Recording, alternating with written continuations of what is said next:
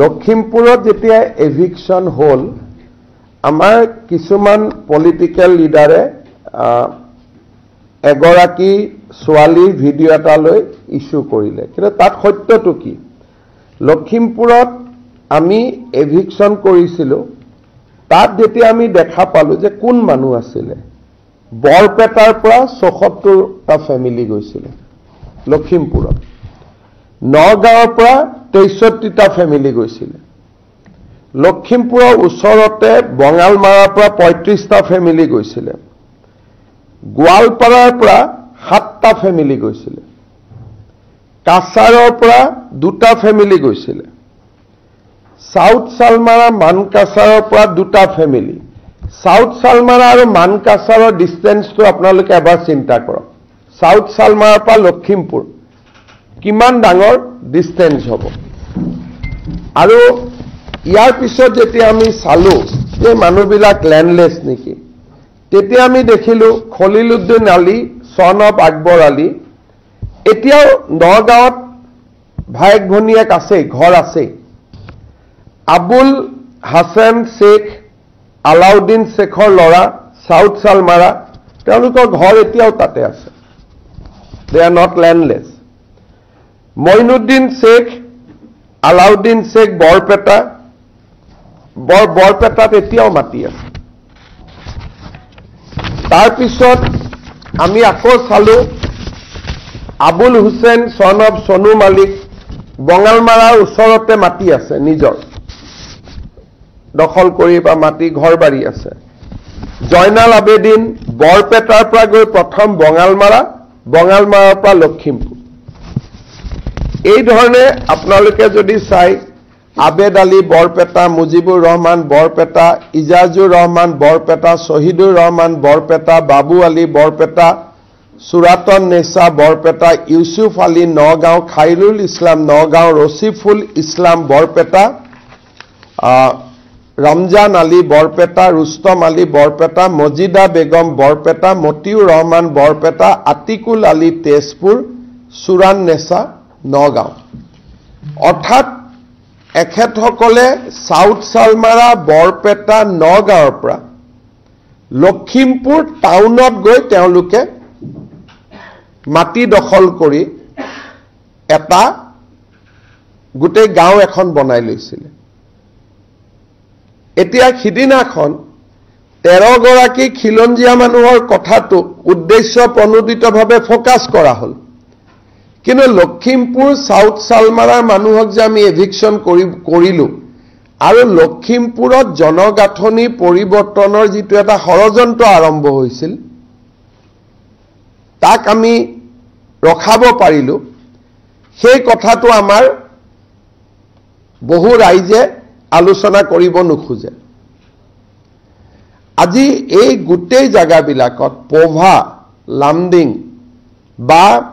গোৱালপাৰা এই জায়গাবিলাকত অকল ফৰেষ্ট ডিষ্ট্ৰাকশন কৰাটো ওয়ান ইস্যু সেকেন্ড ইস্যু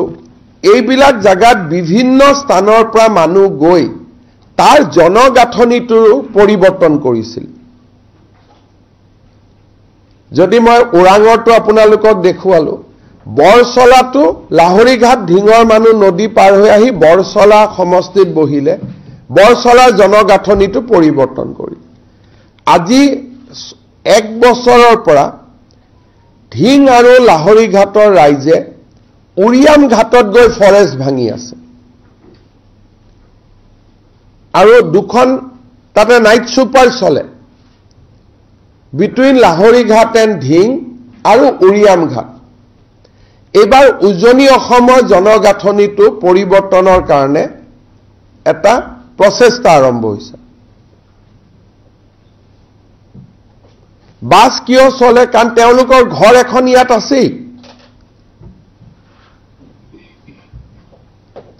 কিন্তু তেওঁলোকে এতিয়া উৰিয়াম ঘাটলৈকে গলে সৰু পথাৰ আৰু বাইদৰ সমষ্টিটো নেঘেৰি বিলত গোলাঘাট যদি গোলাঘাট গৈ পায় নেক্সট পজিশন ইজ তিতাবৰ উৰিয়াম ঘাটৰ গাতে লাগি আছে গোলাঘাটৰ গাতে লাগি আছে তিতাবৰ তিতাবৰৰ গাতে লাগি আছে মৰিয়নি যোৰহাট অৰ্থাৎ নেক্সট 20 ইয়াৰ্ছত যদি অসমীয়া মানুহে আজি বাধা নিদিয়ে আমাৰ গোটেই ফৰেষ্টখিনি য'ত য'ত ফৰেষ্ট আছে তাতে তাতে এনক্ৰোচমেণ্ট হ'ব এটা ফৰেষ্ট কাভাৰ নোহোৱা হ'ব দ্বিতীয় ডেমোগ্ৰাফিৰ পৰিৱৰ্তন হ'ব আজি সাউথ সালমাৰ পৰা মানুহ বেংগলত যাব পাৰে বেটাৰ ইনকাম আৰু 30 কিলোমিটাৰ গলে বেংগল পায়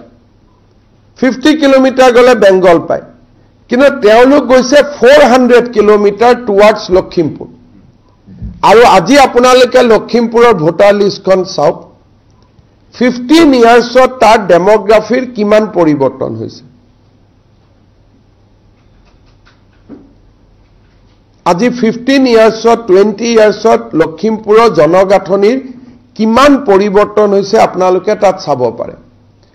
আৰু কেতিয়াবা কেতিয়াবা যে আপোনালোকে কয় লখিমপুৰতো কংগ্ৰেছ দলৰ ভোট পালে ইমান ভোট বাঢ়িলে ইমান ভোট ইকুৱেল টু জনগাঁথনিৰ পৰিৱৰ্তন স্থানীয় মানুহৰ ভোট নাই যোৱাকালি মই পৰহি উৰিয়াম ঘাটত ৰাইজৰ লগত কথা পাতিছো এভৰিবডি ইজ কনচাৰ্ন গুৱাহাটীত থকা মানুহখিনিয়ে সো-কল যিখিনি ইন্টেলেকচুৱেল বুলি কয় তেওঁলোকে প্ৰতিবাদ কৰে কিন্তু উৰিয়াম ঘাটত থকা অসমীয়া মানুহখিনিয়ে মোক কালি মেমৰেণ্ডাম দিছে যে স্যাৰ এইখিনি মানুহ এভিকশন কৰি দিয়ক কালি টাই আহোম ছাত্ৰ সন্থাই মোক উৰিয়াম ঘাটত মই বৰপথাৰত মোক লগ কৰি পৰহি দিনাখন মেমৰেণ্ডাম দিছে যে আমাক এভিকশন কৰি দিয়ক আৰু এতিয়ালৈকে আমাৰ এচিভমেন্ট আপোনালোকক মই কলোৱে যে আমি 1,19,548 বিঘা মাটি আমি মুকলি কৰিব পাৰিছো আৰু ডেমোগ্ৰাফি চেঞ্জটো আমি ৰখাব পাৰিছো টু দিস এক্সটেন্ট জনগাঁথনিৰ পৰিৱৰ্তন ৰখাব পাৰিছো কাৰণ এই গোটেইখিনি মানুহ এটা ধৰ্মৰ মানুহ এতিয়া এভিকশনৰ লগত তেওঁলোকে লৈ আহিলে আদানী আম্বানী লামডিঙত ক'ত আদানী আম্বানী গ'ল এটা হাতীটোৰ নাম আদানী হ'ব লাগিব গড়টোৰ নাম আম্বানী হ'ব লাগিব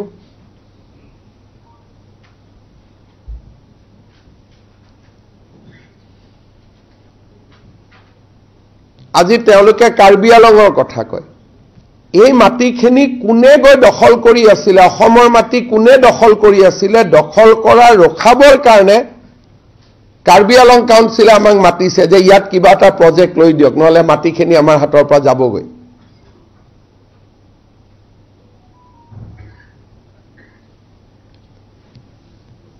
হাইকোৰ্টেটো কিবা এটা প্ৰজেক্ট নহলে এভিকশন কৰিব নিদিয়ে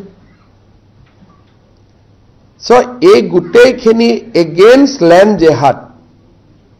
জাতি মাটি ৰক্ষাৰ এটা প্ৰয়াস আৰু প্ৰচেষ্টা অসমীয়া মানুহে বা আমাৰ ভাৰতীয় মানুহে যদি এতিয়া সজাগ নহয়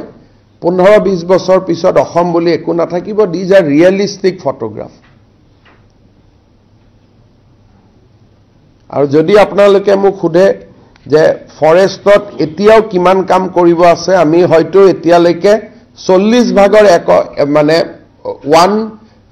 কব গলে 40 ভাগৰ এক অংশহে কৰিব পাৰিছো